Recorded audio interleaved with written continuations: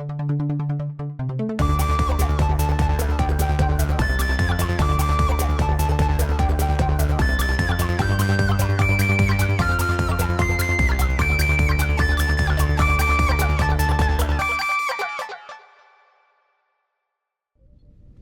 own self. Data does not remember who he is. Troy returns to the Enterprise from a class reunion, and Captain Beverly informs her that a probe crashed on a planet. Data was sent out to check it, and some of the material inside was radioactive. And this conversation was very stilted and too expositional. And they want Data to recover it because they don't want it to contaminate the biosphere. So how radioactive is it that that's going to be a problem? What kind of probes are they sending out? And they say the probe isn't near any settlements, so even though the planet is inhabited, Data shouldn't run into anybody. The reason Beverly is on the bridge as the captain is because she likes to, quote, stay on top of operations and tactical procedures.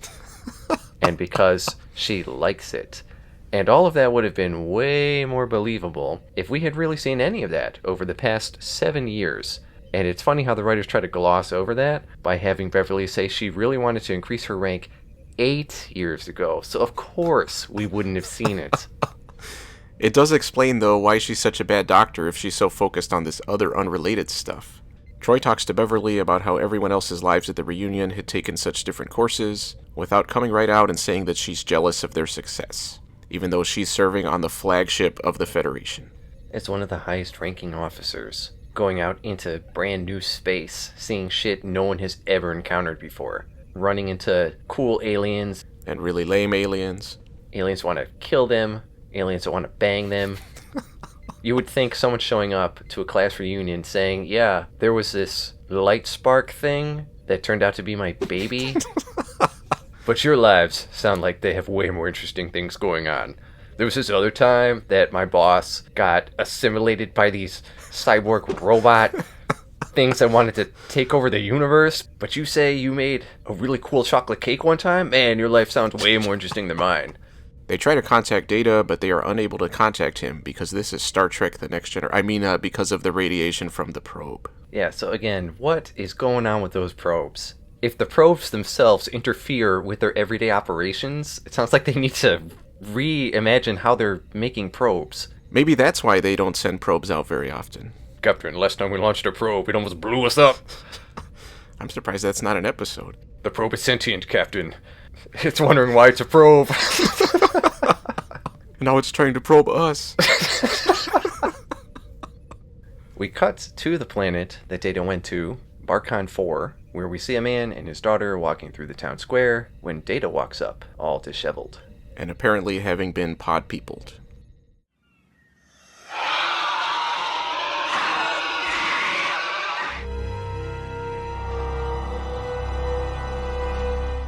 The man introduces himself as Garvin and his daughter as Gia, but Data says he does not know his name or remember what happened to him. Garvin tells Gia to go off to school, and neither she nor him seem particularly freaked out by this completely different-looking alien. Garvin asks if he can examine what Data is carrying. Data says it is a box that says radioactive, but he does not know what that means, and suggests it may be his name. But unfortunately, they don't call him Radioactive Man the entire time. And Garvin opens up the box and handles a piece of the probe. Which is really fake-looking. You don't know what their probes look like in the future. Well, I know they're not made out of tin foil. Back on the ship. Troy walks in on Riker, waving his boner all over the place, and she tells him she's thinking about becoming a commander. She specifically brings up the episode Disaster when she was in command by circumstance. But she says to Riker, hey, remember that time when the ship hit a quantum filament? And I was like, no. And I had to go look up what episode she was talking about. And after finding out it was Disaster, I would not have said, the time the ship hit a quantum filament. I would have said, hey, remember that time you ripped off Data's head? Or, hey, remember that time when Keiko gave birth in the middle of the ship's restaurant? Or, hey, remember that time when Picard gave our jobs to children and they did just as good a job as us? But whatever, let's reference that weird thing that no one remembers from 2 years ago, and Riker immediately says yes. And she absurdly states that she misses the experience of being in command, despite how big of a disaster it was. That's what the title of the episode really referred to. And that decision she made at the time if Riker hadn't fixed it, would have killed half the ship or something. Yeah, well, I remember when she was like, isn't it, what the hell did she say? Is that like string theory or whatever? And O'Brien or whoever's like, no, not at all. And she misses that, apparently. Yeah.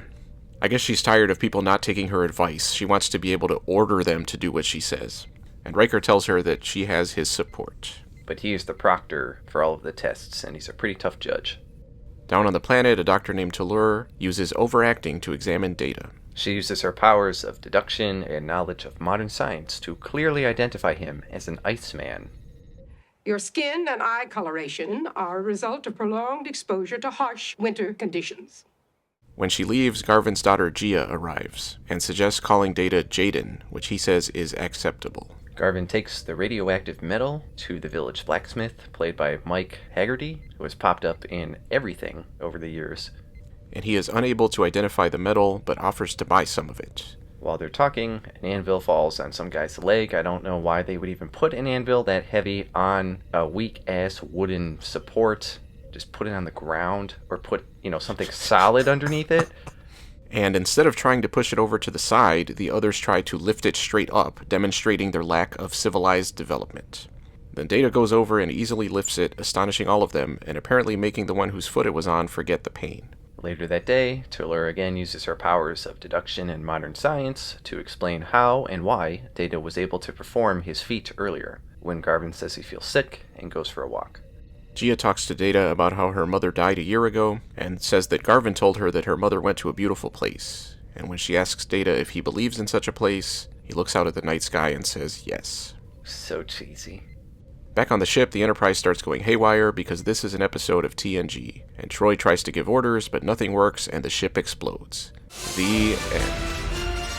Eventually, we learn she's in the holodeck, and the whole experience was an engineering simulation, which Riker says is the toughest part of the bridge officer's test. But then how are any of them officers? I mean, the ship's gonna explode all the time, and usually their actions aren't really the thing that prevents it. Yeah, and Troy tries to ask him what she did wrong, but he says he can't tell her. She'll just have to keep studying, which makes her mad. Back on the planet, Tallur is explaining to a bunch of children the nature of all things in the 4 elements of the universe: rock, fire, sky, and water. So finally, some actual real science. Data objects, saying that her reasoning is flawed, but when he tries to explain things, she tells the children that he has lost his memory, And she says he has no idea what he's talking about, being an Iceman. Jeez. Damn, I should have come up with as many snow and ice puns as I could. Fortunately, it's too late to think about it. Afterward, Gia talks to Data, who says he might not remember everything, but he is sure that Tallur is wrong. They overhear Garvin and Mike Haggerty arguing about the amount promised for the medal when Garvin collapses, and Tallur finds his hair falling out, saying that his fluids are overheating. Data makes suggestions on how to improve Tallur's medical equipment, But she gives him the cold shoulder. Data gets permission from Garvin to conduct his own investigation and asks Gia to accompany him to the village for supplies. He starts to gather materials, but Mike Haggerty confronts him and says the illness has affected more people, and it's all Data's fault. Later, Tallur finds Data using a makeshift microscope to study a skin sample of Garvin, and he says that Gia is also starting to show signs of the illness. She questions if Data is truly the cause of the illness, but he counters with the fact that Tallur has also been in contact with him and is not sick. And he notices that Gia is wearing a pendant made of the radioactive metal. Back on the Enterprise, Troy is studying diagrams of the ship in a way that suggests she's just memorizing where different parts are instead of actually learning how they work, which is clearly not the best way to do it. Riker comes in and tells her he's canceling her test because she's failed so many times, and she throws out the possibility that there isn't a solution, and he says there is one, which I'm glad was the case because that's always such an easy out in situations like this. And for me, that was the one surprise out of this entire episode. And I was glad that even Riker told her that memorizing everything isn't the way to go, but she didn't want to listen. And after he leaves, Troy repeats what he said about his first duty being to the ship, and it leads her to figure something out. So she goes to the holodeck and activates the test. She knows how the ship can be fixed, but it involves Geordi sacrificing himself, and she tells him to do it. Riker walks in and ends the program, and congratulates her, telling her that she passed. She says that maybe she isn't suited for commander after all because she hesitated, but Riker says she considered all her other options first, then made the hard decision, which is what she was supposed to do, and he addresses her as commander. So apparently it really just takes one person to decide you're suited for the position. Nobody else was even in there to witness that. Back on the planet, Data has set up an experiment that shows the metal fragments emit dangerous energy, and his briefcase's intent is to block that energy, and tells T'Lur to go gather all of the metal fragments. After she leaves, Mike Haggerty arrives and accuses Data of being the cause of the illness, and he tries to attack him, but Data easily fights him off. And in the scuffle, another guy rips off some of Data's face skin, which freaks them out. They leave in fear, and a confused Data is left behind. T'Lur has collected the pieces of metal, and Mike Haggerty has formed a mob, and they go out with their torches and pitchforks to find Data. Afterward, Data walks in wearing a hood, and he tells Gia that he is not the Iceman they thought he was. Gia says she won't be afraid if he shows her what he really looks like, and he tells her he doesn't want to hurt them and wants to find a cure for their illness. Before revealing his face to Gia. He eventually finds a cure by mixing red and white together. He makes Gia drink it, and says that everyone else in the village must drink it too. So he goes to put it in the well that they get their water from, but he is spotted by Mike Haggerty and his posse. And they tell him to freeze! He still pours the medicine into the water, but he gets impaled with a metal spear, causing him to collapse. Sometime later, we see a healthy Gia walking through the town square when she's encountered by Beverly and Riker. Gia relays a story of Data, and after she leaves, the Enterprise beams Data and the fragments back up to the ship.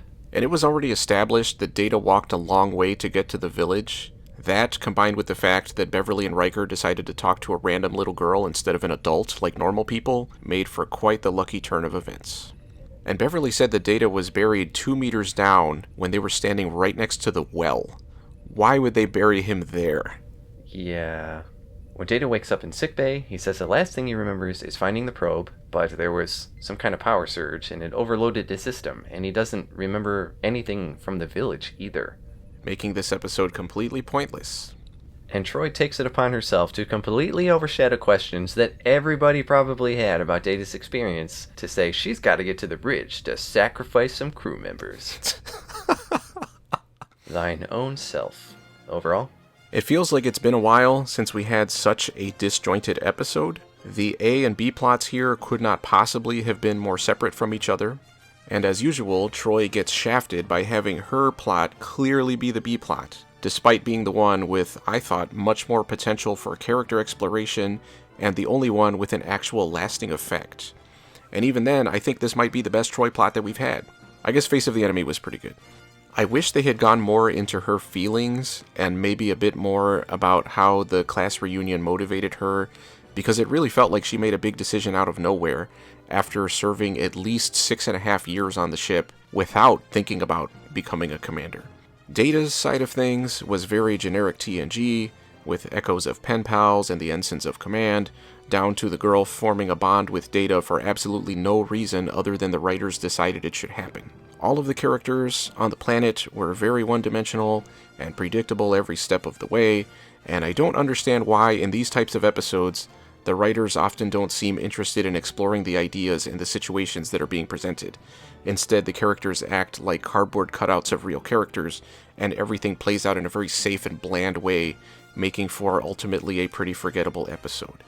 I didn't think it was bad, necessarily, but this episode didn't offer anything of interest other than potentially Troy's struggle, but that was so truncated and brushed off that even that's easy to forget. I gave it a C-. I gave it a C. I also thought that Troy's part of this episode was much more interesting than Data's, and I would have preferred an entire episode focused on that. I also thought it was a really weird mashup to have these two stories together, almost like the writers didn't have enough material, so they just grabbed 2 half-completed ideas and stuck them together. Riker saying that the test we saw was the toughest part. I wanted to see more of those tests. I wanted to see how she talked to the other crew members about passing them and what they did and what their thoughts were. And yeah, her feelings on everything. But we didn't get any of that. And if what we saw was the toughest part of the bridge officer's test, it seems like it would be pretty easy for people who now rank lower than her, like Geordi, to pass those tests also. T'Lur explaining everything so confidently reminded me of people in real life, which is just as comedic and annoying, but I thought it worked well for the whole situation in this episode, and I did like that eventually she started listening to Data after realizing that he actually knew what he was talking about. And I thought it was pretty unrealistic how everyone was completely freaked out when Data revealed his robot face, but not when they found him in the first place, and he was just as weird. And I always thought it was dumb that Data has all those blinking lights underneath the skin, because what's the point of having the lights blink from, Dr. Sung's perspective if you can't see them anyway? And his skin must be super opaque, because you would think it kind of have blotches of light all over his face. But then it's also easily ripped off. Yeah. The sets on the planet looked very set-like, which was kind of disappointing. I was hoping the open-air town square would look more like it was actually outside. And the Barconians' makeup was pretty lame too. And I noticed no one admonished Data, or even brought up the fact that he blatantly violated the Prime Directive, sending this civilization's science light years ahead of where it was. Did you see the size of that magnifying glass? That thing was huge! They were only magnifying things in like 2 times, and he was like, this is 5 billion! When Tiller looked into it, it fried her retina. Troy's part brought this grade up for me, but I thought it was such a missed opportunity. Data's part was pretty whatever, so it brought it back down. So now Troy's a commander. She has the license to kill. I hope that goes somewhere. I wonder if back when the show was originally airing, people could take that as a sign that the show was about to end. If she's the one making important decisions now. I think it would be funny if the next time the ship's in trouble, she directs some random crew member to go kill themselves to fix the problem. And they're like, well, we can just, do it from here. And she's like, no! And she looks at Picard hoping for approval. And meanwhile, the guy's getting in the turbo lift and he's all sweating. And he's like, oh shit. Maybe in Picard Season 3. Now see, we bring up all of these really dumb ideas, ridiculous, but from what I hear, the Picard show is actually like that. Yeah, I mean, it sounds way worse, actually, because at least, as dumb as our ideas are, at least they make some kind of sense. But from what I hear of Picard, it's just a bunch of crap thrown on the screen. And apparently everyone's cussing all the time, too. Yeah, so that sounds awesome. I can't wait to get to that. In these episodes, I've never actually said this, but I always felt that what was really missing was a lot of swearing. Even in parts that don't make any sense to swear. Engage!